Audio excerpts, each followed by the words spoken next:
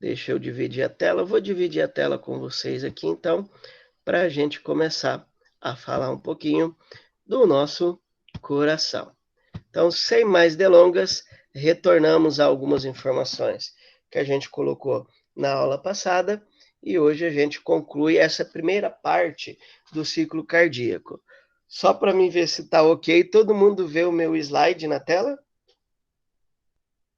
Não está aparecendo ainda. Então, Para mim vamos ver. também não. Deixa eu corrigir aqui, às vezes eu erro aqui e não divido a tela. Vamos de novo. Agora sim. Estava faltando dar ok. Ok.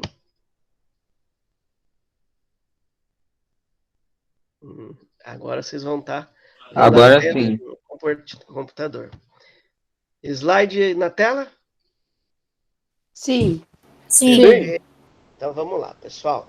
Começando então, apesar da gente ter já adiantado alguns pontos, eu vou repetir na íntegra aquilo que a gente falou hoje, talvez repita pelo menos mais umas 4 aulas para ficar bem filé, para vocês sonharem com a anatomia do coração, para isso se tornar uma coisa automática quando vocês estiverem pensando, essa é a minha intenção.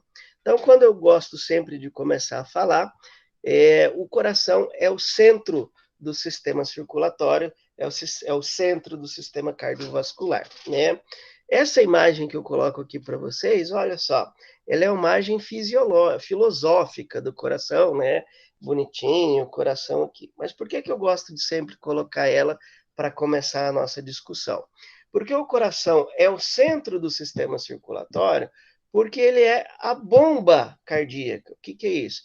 Ele é o órgão responsável por bombear a vida toda o sangue para o nosso corpo, né? Só que ele, na verdade, são duas bombas acopladas em um órgão só. Então, eu posso dizer para vocês que o coração é um órgão composto de duas bombas distintas. O lado direito, a bomba direita, o lado esquerdo, a bomba direita. Então, é como a gente, antigamente, né, os adolescentes tinham o coração partido, aí desenhavam lá no caderninho o coração e repartia o coração no meio, né? Essa imagem filosófica do coração para a gente é bem interessante, porque arremete a essa anatomia da prática do coração. Então, o coração, então aqui eu tenho a orelhinha da direita, que é a bomba direita, e a orelhinha da esquerda é a bomba direita.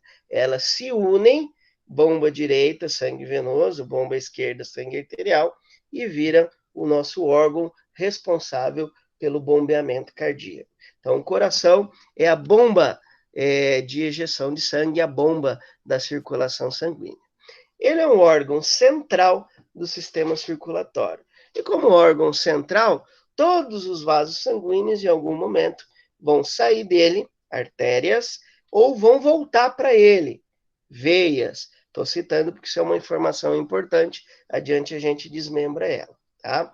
O coração, essa é a imagem anatômica do coração no centro do tórax. Então, só explicando a imagem, aqui eu tenho o coração. Então, vejam, ele é centralizado no tórax. Se eu passar uma linha média do tórax, essa aqui é uma linha aqui do externo, uma manubra do externo. Se eu descer ela aqui até o apêndice tifoide, a gente vê o centro do tórax. Só que ele está no centro do tórax com seu ápice voltado para a esquerda. Por isso ganhou aquela máxima que o coração está do lado esquerdo do tórax. Se, na verdade, a gente olhar de forma mais crua, de forma mais simplista, 2/3 dele realmente vai estar ali do lado esquerdo do nosso tórax, apesar dele ser um órgão centralizado. Esse espaço que o coração se encontra aqui tem um nome. Esse espaço onde o coração está aqui, entre os dois pulmões, entre o osso do externo e entre a coluna vertebral, ele é chamado de mediastino. Aliás, esqueci de falar, embaixo dele aqui está o nosso músculo do diafragma. Então, eu já tenho duas informações. O coração é o centro do tórax, aliás, é o centro da circulação sanguínea, do sistema vascular, e ele está localizado no centro do tórax, num espaço chamado de mediastino. Num adulto, ele vai pesar ali aproximadamente 400 gramas, mais ou menos o tamanho da nossa mão fechada. Como ele tem um formato cônico, a gente pode imaginar aqui a base do coração, aqui o ápice do coração. Minha mão fechada é o tamanho do meu coração no tórax. Não sei se vocês estão me vendo aqui, me afastei um pouco. Então, o meu coração está aqui, 2/3 para a esquerda, mas ele está no centro do tórax. Dá mais ou menos ali 12 centímetros de comprimento, 9 centímetros de largura. E essa é a imagem da posição anatômica dele. Então, no mediastino, que é o espaço que o coração ocupa no tórax, ele tem seu ápice, pontinha do cone aqui, voltado para baixo, para a esquerda e ligeiramente para frente. Na imagem aqui do lado, a gente vê aqui a pontinha do ápice, vejam como ela é voltada um pouquinho para frente. Então, ele é para baixo, para a esquerda e ligeiramente para frente. E uma informação complementar é que uma das faces do coração, a inferior posterior aqui, ó, ela se encontra repousando sobre o músculo acessório da respiração, que é o nosso músculo do diafragma. Ainda da anatomia do coração. Essa é uma imagem agora do coração seccionado, do coração aberto, e eu posso dizer que por ele ser uma bomba, o coração precisa ser um órgão oco. Então, ele é um órgão oco, partilhado, então ele é segmentado aqui em 4 câmaras. As 2 câmaras aqui na base são os átrios, e as 2 câmaras do meio para o ápice são os nossos ventrículos. Então, ele é um órgão oco, dividido em 4 câmaras, 2 átrios, 2 ventrículos. Ele é um órgão considerado um órgão totalmente autônomo. Por que autônomo? Porque o coração, através de alterações químicas, ele gera um potencial elétrico. A gente vai estudar depois. Mas esse potencial elétrico faz com que ele gere a própria contração. Então, o coração contrai-se sozinho, desde que ele tenha glicose para virar energia, eletricidade, que ele consegue através dos eletrólitos nele mesmo, e oxigênio, que é o combustível vital. Então, se eu ofertar oxigênio, nutriente e eletrólitos para o coração, ele vai bombear sozinho. Isso arremete àquele exemplo que eu dei para vocês, que antes ele era considerado o centro da vida, hoje o centro da vida é o cérebro, mais especificamente o cerebelo. Se eu tiver morte cerebral, eu ainda consigo manter esse paciente com um organismo vitalizado, desde que eu ofereça essas 3 coisas para o coração: oxigênio, nutrientes e eletrólitos. Ele vai continuar seu funcionamento, e isso fez com que a medicina desse um salto quântico, e hoje, com exceção do tecido nervoso, eu sou capaz de fazer doação ou de receber qualquer órgão do nosso corpo, incluindo o próprio coração. Mas daí é uma curiosidade: para tirar o coração eu preciso de uma máquina que o substitua, e no centro cirúrgico a gente tem uma máquina chamada circulação extracorpórea. Então, condensando essas 4 informações agora, o coração é um órgão oco, autônomo, muscular, 90% do coração é músculo, e dividido em 4 câmaras, 2 átrios e 2 ventrículos. Acrescentando informações: do lado direito, a bomba direita, onde só circula sangue venoso; do lado esquerdo, a bomba esquerda, onde circula apenas sangue arterial.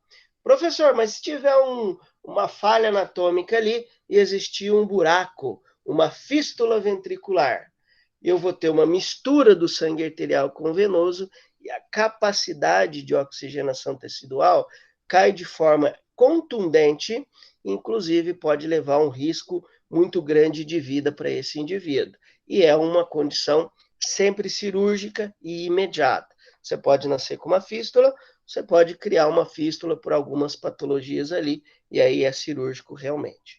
Então, o coração é um órgão oco, muscular, autônomo, dividido em 4 câmaras, 2 átrios, 2 ventrículos. Do lado direito só circula sangue venoso, do lado esquerdo só circula sangue arterial. Professor? Além disso, pode falar. Isso eu posso considerar como a resposta para a anatomia do coração, né? A hora que eu completar, sim, tem mais umas informações ainda. Mas é isso mesmo, né? Questão 1 lá. Tá? Além disso, o coração é composto por 3 tipos de tecidos, 3 conjuntos de células. O primeiro é uma membrana que reveste todo o coração, uma membrana chamada de pericárdio. Quando eu perguntar para vocês na prova, descreva o pericárdio, hoje eu perguntei ali na questão 3, se eu não me engano, para diferenciar, o pericárdio é a membrana que reveste e protege o coração. Depois eu tenho o miocárdio. 90% do coração é miocárdio. Miocárdio é o nosso músculo cardíaco. E o terceiro tipo de tecido é o endocárdio, que é o tecido que reveste as câmaras internas. Na verdade, não é um tecido dissolúvel assim, mas ele é um agrupamento de células diferenciadas de tecido liso que vão revestir a parte interna do coração. Então, ele tem o miocárdio, músculo cardíaco, o pericárdio, membrana que reveste, e o endocárdio, parte interna da câmara. Interessante a gente frisar aqui a questão do português. Se a gente pegar os prefixos que estão associados a essas palavras, dá para a gente fazer uma associação simples também. O prefixo peri é de periferia, pericárdio, periferia do coração, em torno do coração. É interessante pensar na palavra seccionada assim. Você, por exemplo, tem pericardite, formação do pericárdio, raquianestesia, não, perianestesia ou anestesia peridural, que é uma anestesia em volta da dura mater, são palavras que a gente usa esse prefixo peri. Então, para lembrar, pericárdio, periferia do coração. Mio é um prefixo de músculo. A pessoa esteve dengue e ela tem mialgia. Esse prefixo mais algia é dor muscular. Miocárdio é o músculo do coração. E endo, prefixo de dentro de, endovenoso, dentro da veia, endocárdio, dentro do coração. Então, o coração é um órgão oco, autônomo, muscular, dividido em 4 câmaras, 2 átrios, 2 ventrículos. Do lado direito, só circula sangue venoso. Do lado esquerdo, só circula sangue arterial. E, além disso, ele é responsável exclusivamente pelo bombeamento sanguíneo. Se a gente fizer uma média de vida, já volto nessa imagem, se eu tiver uma frequência cardíaca de 100 batimentos por minuto, aos meus 80 anos de idade, eu vou ter mais ou menos 3,5 bilhões de batimentos cardíacos ao longo da minha vida. Tá? Essa é uma imagem que a gente vai usar muito para descrever tanto a anatomia quanto o movimento do coração. Então, aqui a gente tem o átrio direito, o ventrículo direito. Essa é a nossa bomba cardíaca direita. O ventrículo esquerdo, aliás, o átrio esquerdo, o ventrículo esquerdo, pulei a imagem aqui, a nossa bomba esquerda. Essas cores são esquemáticas para representar o sangue venoso, direita só sangue venoso, e o sangue arterial, vermelho, à esquerda apenas sangue arterial. Toda vez que eu tiver um batimento cardíaco, o sangue venoso que vem do corpo entra no átrio direito, do átrio direito vai para o ventrículo direito, do ventrículo direito vai para o pulmão. No pulmão vai ocorrer o processo de hematose, onde o sangue venoso vai ser transformado em sangue arterial. Dióxido de carbono vai ser expelido pelos pulmões e o oxigênio vai ser aderido às hemácias lá no sangue. Esse sangue arterial volta agora para o átrio esquerdo, o átrio esquerdo ejeta esse sangue para o ventrículo esquerdo e, por fim, o ventrículo esquerdo vai transformar ou vai ejetar esse sangue para todo o corpo. Isso é um ciclo cardíaco. Enxugando as informações, sangue venoso entra no átrio direito, do átrio direito vai para o ventrículo direito, do ventrículo direito vai para o pulmão. faz hematose e vira sangue arterial. Sangue arterial retorna para o átrio esquerdo, do átrio esquerdo vai para o ventrículo esquerdo, do ventrículo esquerdo vai para todo o corpo. Sempre, lado direito, circula apenas sangue venoso. Lado esquerdo, circula apenas sangue arterial. E agora, olhando essa imagem, eu encontro um erro nesse slide aqui. Qual erro vocês conseguem encontrar nesse slide? Já acharam lá? E ali ele fala 2 vezes que é do lado direito? Sim. Do lado direito, apenas arterial. E é Isso. Não foi proposital esse erro, tá? Foi de digitação mesmo. Então, vamos corrigir aqui. Do lado esquerdo tem arterial, não é? Perfeito, exato. Do lado direito aqui tá certo. Bonitinho aqui. Lado direito só circula sangue venoso. Mas do lado esquerdo, rasura, rasga isso aqui, tira fora essa palavra equivocada. Do lado esquerdo circula apenas sangue arterial. Depois eu tento arrumar esse slide e recoloco para vocês. Prof. Sim.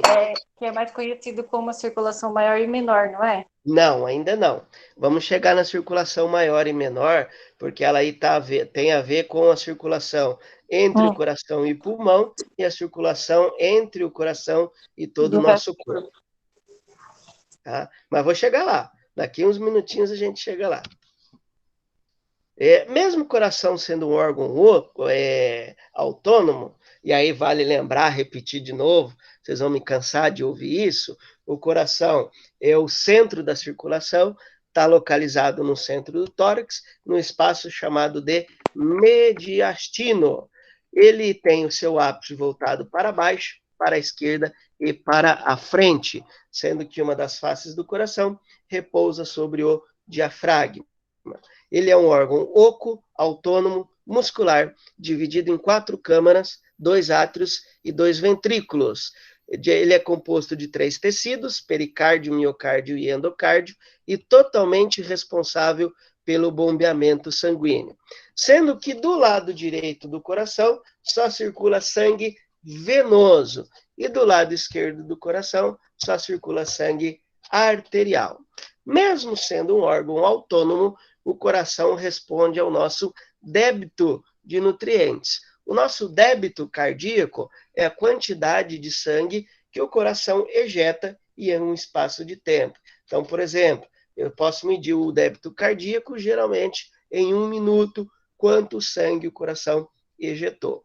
Isso é possível por quê? Porque a cada batimento cardíaco, o ventrículo ejeta no adulto jovem aproximadamente 70 ml de sangue de cada ventrículo. Logo, o ventrículo direito vai ejetar 70 ml de sangue para o pulmão, onde vai fazer hematose, e o ventrículo esquerdo vai ejetar 70 ml de sangue para todo o corpo, levando o oxigênio. E aí eu calculo, o paciente está lá, 100 batimentos cardíacos por minuto. 100 batimentos cardíacos por minuto a 70 ml, vão ser 7 litros de sangue bombeados ou ejetados do coração nesse 1 minuto de frequência cardíaca.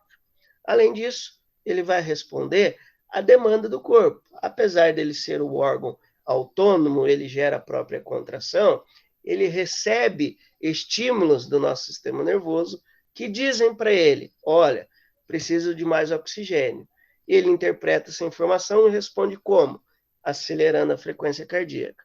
Olha, agora estou em repouso, frequência cardíaca diminui. Então, quanto mais nutriente, mais oxigênio eu precisar, maior vai ser a frequência cardíaca.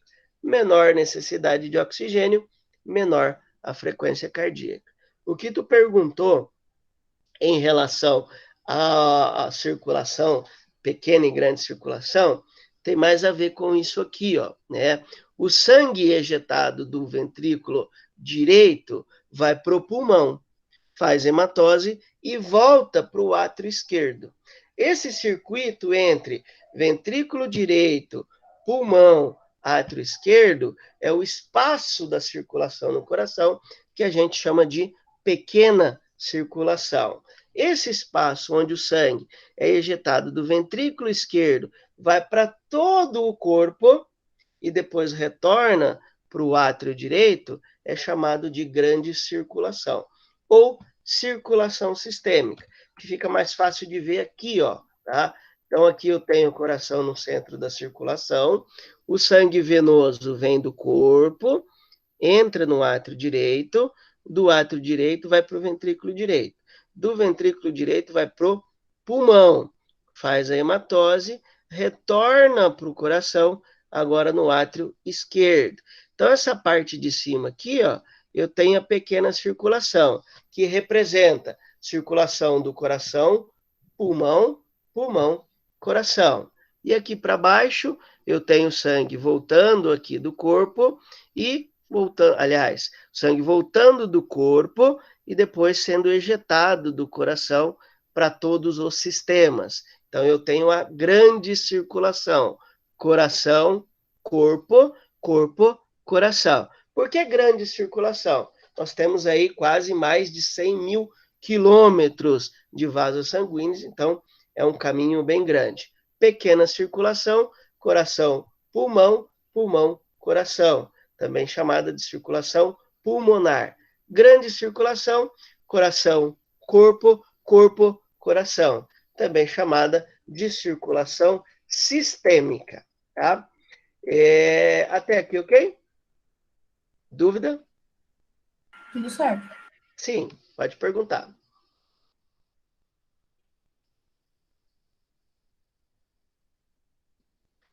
Nancy, pedindo permissão. Professor, você pode explicar de novo a imagem que você estava explicando, por gentileza? Aí da pequena e da grande circulação? Isso. Claro, vamos lá então. Deixa eu dividir a tela aqui. Apresentar aqui o meu PowerPoint.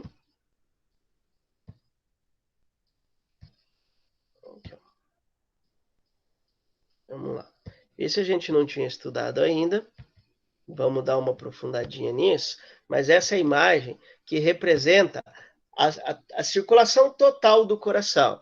Então, o sangue venoso vem do corpo, entra no coração, no átrio direito, vai para o ventrículo direito, vai do ventrículo direito para o pulmão. Do pulmão, ele volta para o átrio esquerdo, vai para o ventrículo esquerdo e vai para todo o corpo. Quando eu vou falar de pequena circulação, eu estou falando da circulação entre o coração e o pulmão. Então, o sangue venoso, que está aqui no ventrículo direito, vai para o pulmão, faz a hematose e volta para o átrio esquerdo. Pequena circulação é coração, pulmão, pulmão, coração. Ou circulação pulmonar, coração, pulmão, pulmão, coração. O que a gente chamou, popularizou aí de pequena circulação? Porque o espaço é pequeno.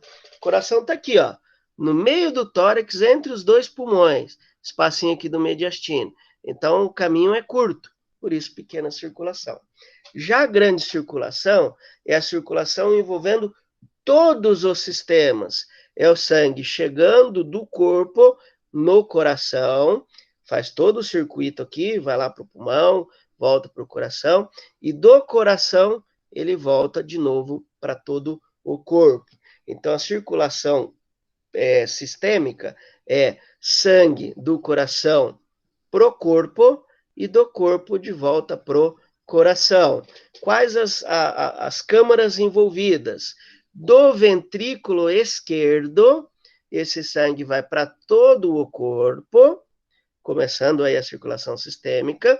Do corpo, esse sangue retorna pelas veias, entrando no átrio direito. Então, na grande circulação, a circulação sistêmica, o sangue sai do ventrículo esquerdo, vai para todo o corpo, faz ali o processo metabólico, vira sangue venoso agora e volta para o átrio direito. E aí vai dar continuidade ao circuito para a hematose. Ok? Ficou mais claro? Beleza?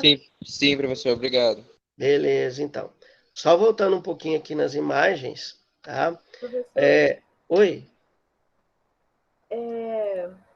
A grande circulação é quando, só para me entender direito, é quando o sangue chega no coração, daí vai para o pulmão, devolve para o coração, depois vai para o resto do corpo?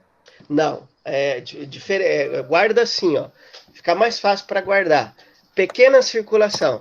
Circulação entre coração, pulmão, pulmão, coração. Pequena circulação.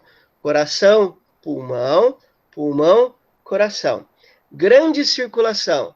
Coração, corpo, 100 mil quilômetros de vasos sanguíneos, corpo, coração. Grande circulação, circulação sistêmica.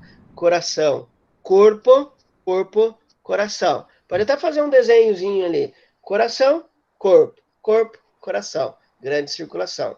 Pequena circulação. Coração, pulmão, pulmão, coração. Ficou mais fácil assim? Sim, obrigada. Beleza. Sim. Maravilha. Seguindo então aqui, tá? Isso aqui já foi.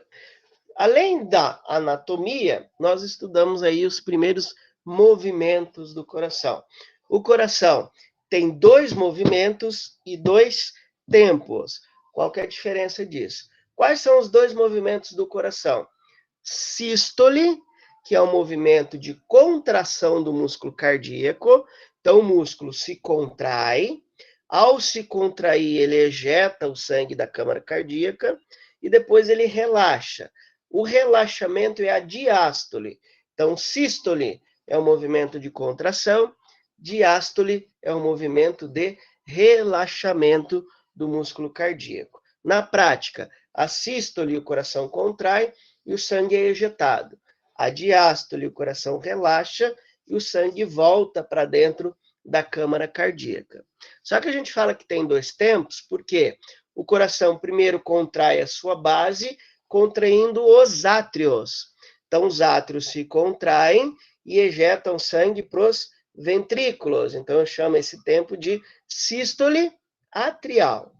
Depois que todo o sangue está no ventrículo, o átrio ali, as válvulas atrioventriculares vão fechar, e agora é a vez do ventrículo se contrair. Aí o ventrículo se contrai e joga sangue para fora do corpo. Sístole ventricular. Então, eu tenho 2 sístoles e 2 diástoles. 2 tempos cardíacos. Sístole e diástole atrial, sístole e diástole ventricular. Sístole e diástole atrial, sístole e diástole ventricular. 2 movimentos. Sístole, contração, diástole, relaxamento. Isso tem a ver com a nossa pressão arterial também. Não tem na pressão arterial sístole e diástole? A pressão arterial tem 2 valores. No adulto jovem, por exemplo, e saudável, 120 milímetros, 120 por 80 milímetros de mercúrio. A pressão arterial é a pressão que o sangue exerce na parede das artérias, mas no reflexo desses 2 movimentos do coração. Só que qual parte do coração manda sangue para todo o corpo? Ventrículo esquerdo. O direito manda só para o pulmão, mas o ventrículo esquerdo manda sangue para todo o corpo. Então, na sístole ventricular, eu vou ter lá a resposta sistólica da pressão arterial. Na diástole ventricular, eu vou ter a resposta pressórica da diástole arterial. Então, mais ou menos assim. O ventrículo esquerdo contraiu, ele aumenta a pressão de sangue, porque ele jogou mais 70 ml dentro do vaso sanguíneo. Então, ele aumenta a pressão do sangue na parede da artéria, que vai dar, no adulto jovem, 120 milímetros de mercúrio. Quando ele relaxar, continua tendo sangue na parede da artéria, aliás, dentro da artéria. Continua tendo pressão na parede da artéria, só que essa pressão é menor. Então, no momento da diástole ventricular, a pressão na parede da artéria é de 90 milímetros de mercúrio. No momento da sístole ventricular, a pressão arterial na parede da artéria é de 120 milímetros de mercúrio. Na veia eu também tenho pressão, mas como o sangue está retornando, é muito menor a pressão que o sangue exerce na parede da veia. Isso faz com que o próprio vaso sanguíneo artéria seja um pouco diferente anatomicamente do vaso sanguíneo veia. Primeiro, toda a artéria sai do coração. toda veia retorna do coração. Porém, nem toda artéria leva sangue arterial. E nem toda veia leva sangue venoso. Existe uma única exceção, que vai estar lá no coração, a gente já vai falar, tá? Mas toda artéria sai do coração. Toda veia volta pro coração. Por que que temos uma exceção? Agora voltamos para a nossa circulação sanguínea. O sangue venoso vem do corpo e vai para o coração, entrando no átrio direito. Do átrio direito vai para o ventrículo direito. Do ventrículo direito vai para todo o nosso, aliás, vai para o nosso pulmão. Pulmão faz hematose, agora o sangue vira sangue arterial. Volta para o átrio esquerdo, do átrio esquerdo para o ventrículo esquerdo, do ventrículo esquerdo vai ser distribuído para todo o nosso corpo. Agora vamos ver os vasos sanguíneos envolvidos. E aí a gente vai encontrar essa exceção que eu comentei.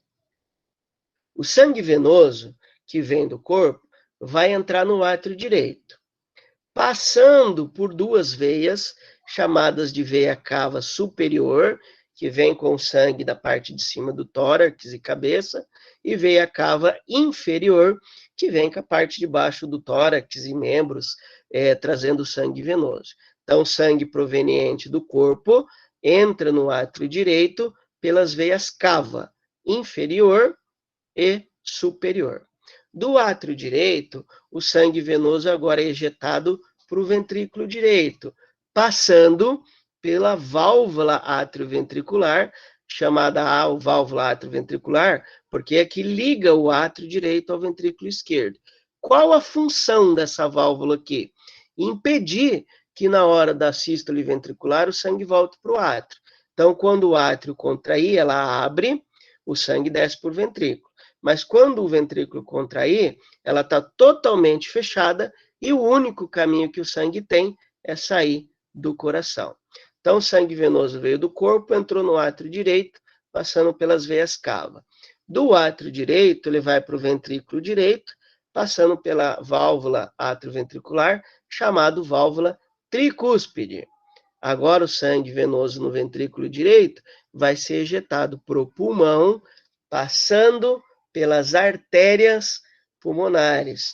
Sangue venoso do ventrículo direito vai para o pulmão através das artérias pulmonares. Então, nem toda artéria leva sangue venoso, mas toda artéria sai do coração. Agora, no pulmão, o sangue vai sofrer hematose e vai virar sangue arterial. Esse sangue arterial retorna para o coração no átrio esquerdo, mas vem para o átrio esquerdo passando pelas veias pulmonares. Logo, nem toda veia leva sangue venoso. As veias pulmonares trazem sangue arterial para o átrio esquerdo. Então, toda veia leva sangue pro coração. Aí do átrio esquerdo, o sangue arterial agora vai para o ventrículo esquerdo e passa novamente por uma válvula atrioventricular, agora chamada de válvula bicúspide ou popularmente chamada de válvula mitral. Passou todo o sangue do átrio para o ventrículo esquerdo agora se contrai e joga para fora do coração 70 ml desse sangue arterial através da maior e mais calibrosa artéria do nosso corpo, que é a artéria aorta, finalizando um único ciclo cardíaco. Então, esse movimento é extremamente sincronizado. Contrai os átrios, direito e esquerdo, o sangue dos átrios vai para o ventrículo. Contrai os ventrículos, direito e esquerdo, o sangue vai para fora do corpo. Do direito vai para o pulmão, do esquerdo vai para todo o nosso corpo. Recapitulando, sangue venoso vem do corpo e entra no átrio direito, passando pelas veias cava, inferior e superior.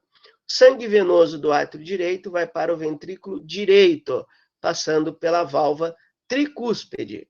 Do ventrículo direito, sangue venoso agora é ejetado para o pulmão, passando pelas artérias pulmonares. Ocorre a hematose, sangue venoso vira sangue arterial, o sangue agora retorna para o átrio esquerdo, passando pelas veias pulmonares. Do átrio esquerdo, vai para o ventrículo esquerdo, passando pela válvula mitral, ou chamada de bicúspide também. E, por fim, fechando um ciclo cardíaco, esse sangue arterial agora vai ser distribuído para todo o corpo através da artéria aorta. Até aqui, ok? Beleza? Aqui o mesmo esquema, vamos fazer o esquema da circulação com essa imagem, tá? Então, vamos lá. Sangue venoso vem do corpo, entra no átrio direito, do átrio direito vai para o ventrículo, do ventrículo vai para o pulmão, faz hematose. Sangue vira sangue arterial, volta para o átrio esquerdo, do átrio esquerdo para o ventrículo esquerdo, que vai ser distribuído para todo o corpo. A circulação entre coração, pulmão, pulmão, coração, ventrículo direito do coração, pulmão, átrio esquerdo do coração, a gente chama de pequena circulação ou circulação pulmonar. A circulação entre coração, corpo, coração, a circulação entre ventrículo esquerdo, corpo, átrio direito, a gente chama de circulação sistêmica ou circulação grande circulação. Ventrículo esquerdo, todo o corpo, átrio direito, grande circulação. Então, fechando a ideia aqui, circulação intracardíaca. Sangue venoso vem do corpo e entra no átrio direito. Do átrio direito, ele é ejetado para o ventrículo direito. Do ventrículo direito, vai para o pulmão. Faz a hematose e o sangue venoso agora passa a ser sangue arterial. O sangue arterial retorna para o átrio esquerdo. Do átrio esquerdo, vai para o ventrículo esquerdo. E do ventrículo esquerdo, ele vai ser distribuído para todo o corpo. Até aqui, alguma pergunta?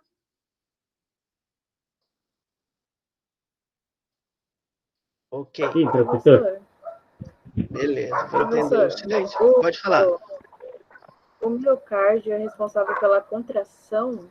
Isso, ele é o músculo do coração. Então, é o miocárdio que é responsável pela contração.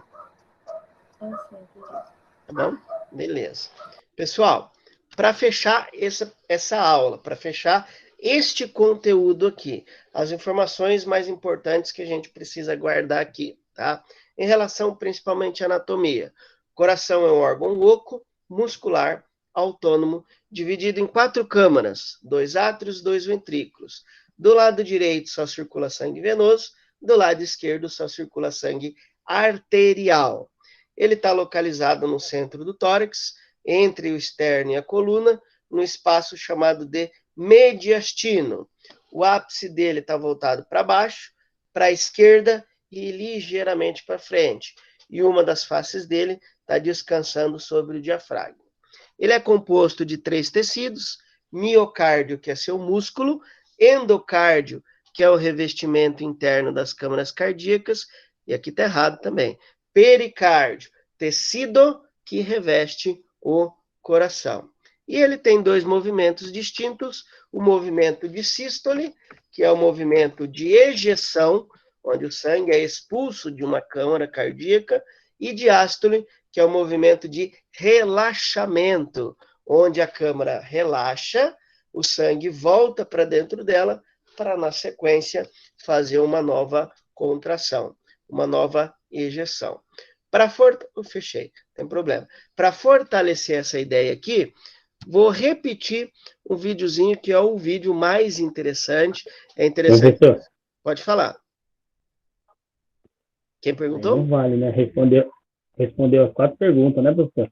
Sim, a ideia era essa, responder as 4 perguntas. Tá? Poderia falar de novo da intracardíaca? Já falo. Deixa eu só ver um negócio aqui. Professor, dá a resposta para ver se a gente está prestando atenção. Não, na verdade, a ideia é essa. Tanto é, porque é importante esse conteúdo, que eu já disse para vocês e vou reafirmar. Essa pergunta vocês vão responder na prova.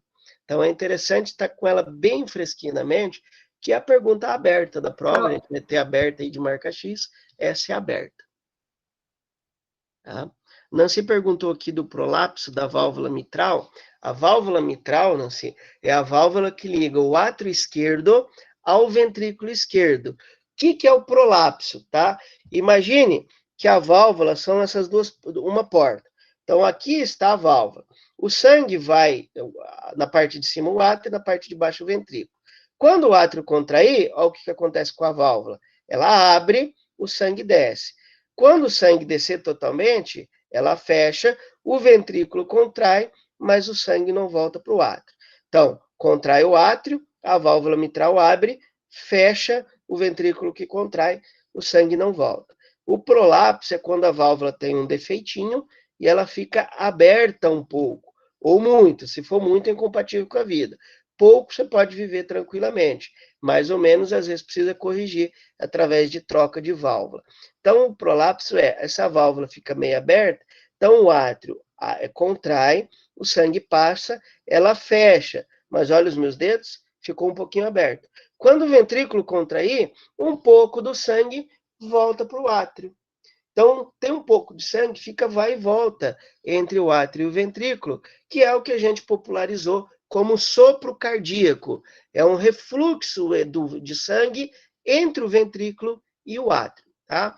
Ele pode ter vários níveis, você pode viver tranquilamente com um prolapso leve, pode interromper aí sua possibilidade de ser atleta de alta performance, porque vai ter um desgaste maior, mas não vai ser incompatível com a vida. Ou ele é muito extenso, e aí você precisa de um procedimento cirúrgico para fazer essa correção.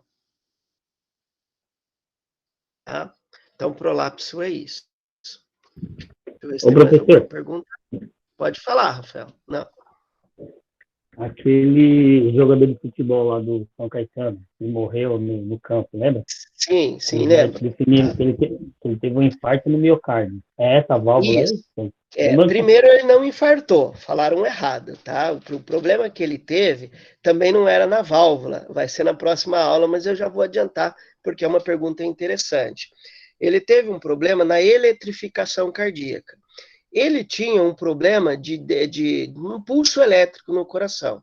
Ele tinha uma falha na condução elétrica no coração. Ele sabia disso, o técnico sabia disso, todo mundo sabia disso, né? Mas foi considerado uma falha sem problema, que ele, inclusive, era um bom atleta. Só que naquele dia, por consequência de treinamento, exaustão física, o que aconteceu? Essa falha da carga elétrica fez com que todo o impulso elétrico no coração ficasse alterado. Então, ele evoluiu para um estado de impulso elétrico que a gente chama de fibrilação ventricular. O coração, vou tentar botar minhas mãos aqui, deixa eu ficar mais longe aqui, ó, tá? Imaginem que essa mão é o átrio, essa mão é o ventrículo. O átrio contrai, o ventrículo contrai. Então, ele fica nesse movimento aqui, ó. Para isso, o impulso elétrico vai conduzir o impulso de forma que esse movimento seja sincronizado. Na fibrilação ventricular, o que acontece? O coração faz isso aqui, ó. Então, em vez dele contrair e ejetar o sangue, ele vibra e não tem ejeção de sangue. Então, não tendo ejeção de sangue, ele evolui para parada cardíaca e se eu não corrigir, eu morro. Tá? No caso desse jogador do São Caetano, eu acabei pesquisando mais a fundo, porque, claro, surgiu essa pergunta em outras turmas. Se eu tivesse um DEA lá no campo, ou se eu tivesse um DEA na ambulância, e eu tivesse usado o DEA, como ele deve ser usado, se eu coloco o mais breve possível o DEA, eu conseguiria reverter essa fibrilação ventricular e ele provavelmente não tinha morrido. Então, uma das coisas que levou esse jogador à morte foi não ter o desfibrilador no campo ou na ambulância que a gente tinha no campo. Tá? Professor, sim. Mas ele não tem que obrigatoriamente ter um DEA nesses lugares? Não, ou não é obrigatório? É obrigatório, inclusive em escolas, tá? No Jorge não tem, nenhuma escola de FOS tem. Mas existe uma lei que diz que para todo o ambiente que aconteça aglomeração de pessoas, mais de 50 pessoas ao mesmo tempo, eu tenho que ter um DEA disponível. Tá? Aqui em Foz eu vi só no shopping ali da Argentina, e acho que no Parque Nacional, ali onde eu trabalho, parece que tem, mas é lá no parque mesmo, porque eu trabalho ali no Macuco, né? Sim, lá então, tem. Lá tem, mas eu nunca vi mais em nenhum outro lugar aqui em Foz. Se eu não me engano, nos 2 shoppings grandes a gente tem. No JL e no... esqueci o nome do outro lá. Tem, ou pelo menos é para ter, porque daí a fiscalização é um pouco mais rigorosa, e como eles têm uma equipe de saúde lá dentro, eles precisam ter, tá? Mas assim, essa é uma das leis mais negligenciadas na história aí da saúde no nosso Brasil, tá? Até quem trabalha em emergência, e claro, já tive essa oportunidade, a gente até cita e divulga essa lei, porque quanto mais gente souber, mais é a chance da gente ter DEA disponível. Para você ter uma ideia, tem países que, isso é recente, tá? Eu estava acompanhando um artigo, eles elaboraram um drone munido de um DEA. Para que isso? Para que esse drone, ao ser acionado o serviço de emergência, o drone já se deslocava para o local de emergência, drone controlado ali por controle remoto, e ele chegava com o DEA no local. Qual que é a ideia disso? Se alguma pessoa que ali estivesse soubesse usar o DEA, ela teria o DEA. A chance do óbito de uma pessoa que tivesse uma causa como essa do jogador, morrer por não ter o DEA, seria quase que insignificante. Tá? Mas é protótipo, ainda não está, isso é muito recente, acho que eu vi em 2018 isso, não deve estar a todo vapor. Mas existe essa possibilidade. Se vocês digitarem por curiosidade ali no Google, drone com DEA, ou DEA drone, vai aparecer as imagens que eu estou falando, tá? Então, professor, na síntese seria isso. Ele tinha consciência do que ele sofria, o time tinha, o técnico tinha, e mesmo assim não tinha o DEA. Pois é, todo mundo sabia que ele tinha, assim, mas assim, ele foi liberado realmente, a gente chama isso de bloqueio de ramo, né? É como se um ramozinho elétrico do coração, por ali não passasse impulso elétrico. Ele tinha feito os exames, isso foi comprovado lá na investigação criminal, ele tinha todos os exames comprovando que ele tinha ciência que ele tinha aquele problema, ele assumiu o risco daquilo lá, mas realmente o que condenou ele à morte foi não cumprir essa lei, não ter o DEA em campo, porque daí não adianta. E às vezes a gente tem e nem sabe que tem. Às vezes tem jogador que tem e é de alta performance e não sabe que tem. Então a obrigação de um estádio que vai ter lá 1.000, 2.000, 3.000 pessoas assistindo uma partida é ter sempre um DEA disponível. Não é uma realidade no Brasil. Ok? Mais alguma pergunta? Tá. Para fechar esse momento aqui, vou repetir o vídeo que eu gosto muito e está lá no mural, acho que da segunda aula que a gente teve. É muito interessante, que fecha essa nossa primeira aula aqui. Deixa eu dividir a tela de novo com vocês. Vou desligar minha câmera só durante o vídeo aqui, mas vou manter o microfone ligado, tá? Ok.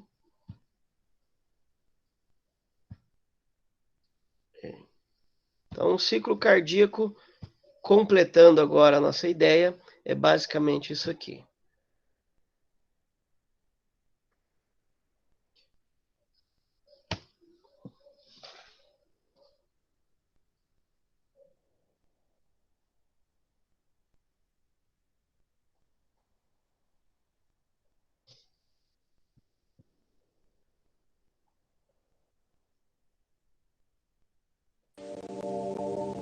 O coração se contrai cerca de 70 vezes por minuto, reproduzindo de forma periódica o que denominamos de ciclo cardíaco. O coração poderia ser comparado a 2 bombas acopladas, direita e esquerda, que trabalham automática e sincronizadamente. Cada uma das bombas possui 2 cavidades independentes, denominadas de átrio e ventrículo. Portanto, o coração terá um átrio e um ventrículo direitos, e um átrio e um ventrículo esquerdos. A passagem dos átrios para os ventrículos é regulado por uma válvula situada entre as cavidades. Do mesmo modo, a passagem do sangue dos ventrículos para as artérias é regulado por uma outra válvula. Durante o ciclo cardíaco são repetidas uma série de fases chamadas de sístole ou contração e de diástole ou de relaxamento. O ciclo da bomba direita tem início com a diástole atrial. Quando o átrio está cheio de sangue, abre-se a válvula tricúspide e o sangue passa para o ventrículo direito, tendo início a diástole ventricular, que envia o sangue para o ventrículo direito. Quando acaba a diástole ventricular, é produzido o fechamento da válvula tricúspide e se abre a válvula pulmonar. Então tem início a contração ou sístole ventricular, a qual expulsa o sangue por meio da artéria pulmonar para os pulmões. Dos pulmões, o sangue oxigenado retorna pelas veias pulmonares para o átrio esquerdo do coração, dando início ao ciclo da bomba esquerda. O ciclo da bomba esquerda, igualmente ao da bomba direita, tem início com a diástole atrial. Quando o átrio esquerdo está cheio de sangue, a válvula bicúspide mitral se abre e o sangue passa para o ventrículo esquerdo, tendo início então a diástole ventricular. O ventrículo esquerdo termina de encher quando expulsa todo o sangue do átrio pela sístole atrial. Quando termina a diástole ventricular, ocorre o fechamento da válvula bicúspide e a abertura da válvula aórtica, tendo início então a contração ou sístole ventricular, a qual expulsa o sangue pela artéria aorta.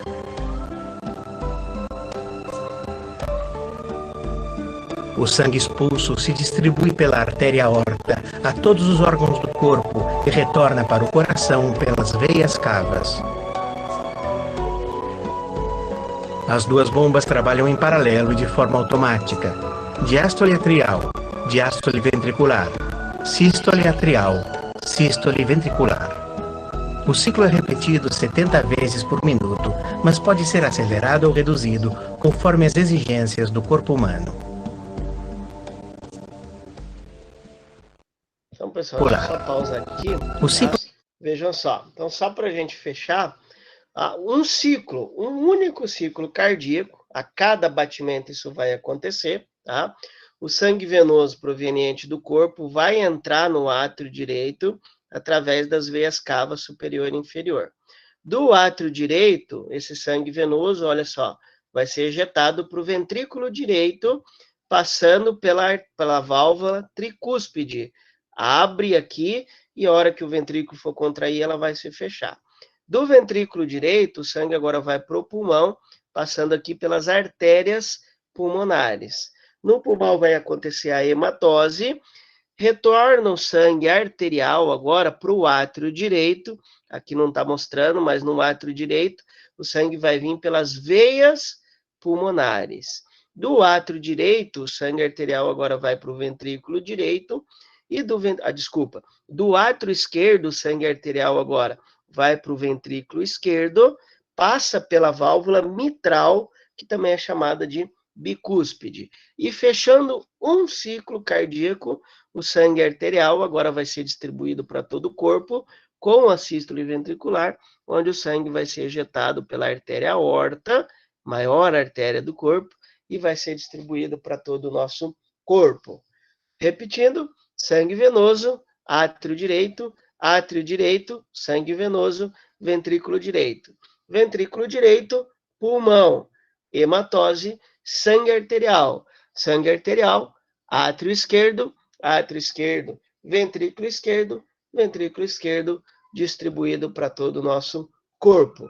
Todo o batimento cardíaco, a cada batimento cardíaco, ao longo de toda a nossa vida, esse ciclo vai se repetir.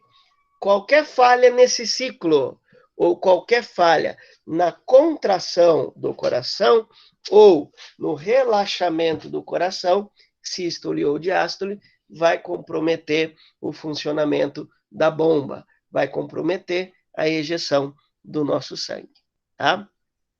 Pessoal, até aqui tranquilo? Já vi que alguém já perguntou do intervalo ali. Tranquilo até aqui? Vou dar um stop na nossa gravação, que aí o principal que eu queria gravar para vocês